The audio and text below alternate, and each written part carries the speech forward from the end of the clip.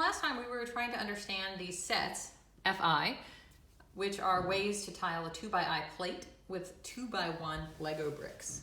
What we discovered from our computations, we came across a way to decompose the set Fi as a disjoint union of smaller sets.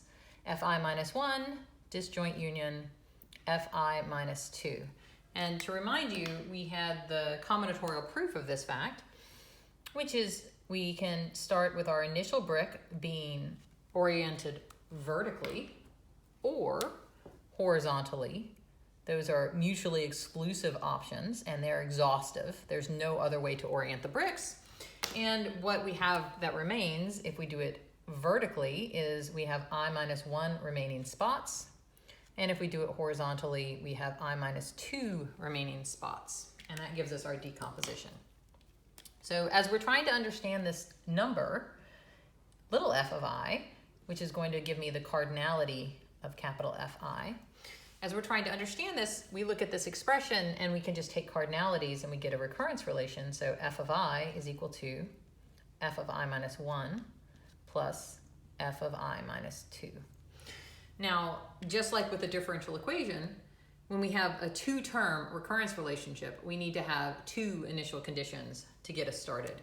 So we can use the initial conditions that we did from our computation before, which is, maybe I'll switch colors, our initial conditions, which are going to help us get a unique solution. F of 1, we found there was one way to tile, and f of 2 had two ways to tile.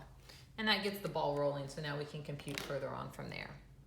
But what we want to understand is what's the size of this? What's roughly the size of this? Is it linear? Is it polynomial? Is it exponential?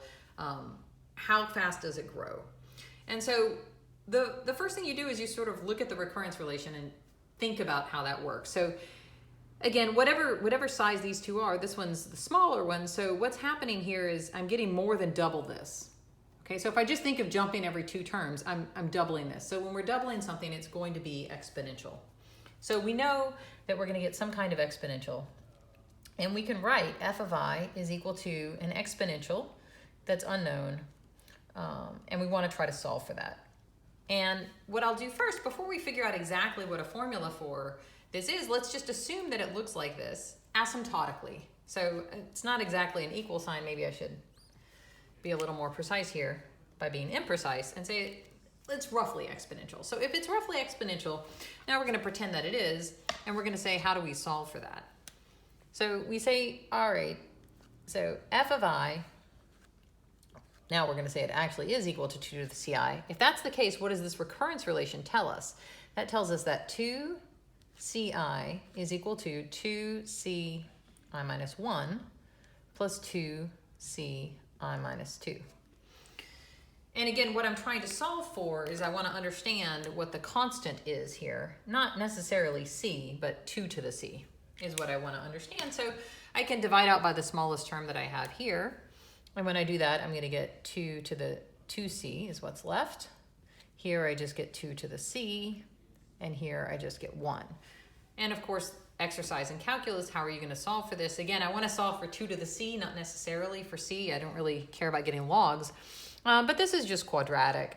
So this is 2c squared minus 2c minus 1 equals 0. I can solve this with the quadratic formula. So 2 to the c is going to equal 1 plus or minus the square root of 5 divided by 2. So what does that tell me? That tells me asymptotically, my Fibonacci number, which you hopefully recognize, is roughly equal to 1 plus or minus, and again, it's sort of annoying that I don't know, but that's enough for now, square root of 5 over 2. So it's the golden mean to the power I. So that's what the Fibonacci's are asymptotically. So this is going to be an accurate estimate when I is big. Now, of course, it's an estimate. Over here, we're starting with these initial conditions, which are integers. When you look at our recurrence relationship that we have here, there's no way you're not going to get an integer, okay? You're absolutely getting an integer every time, and this is not an integer.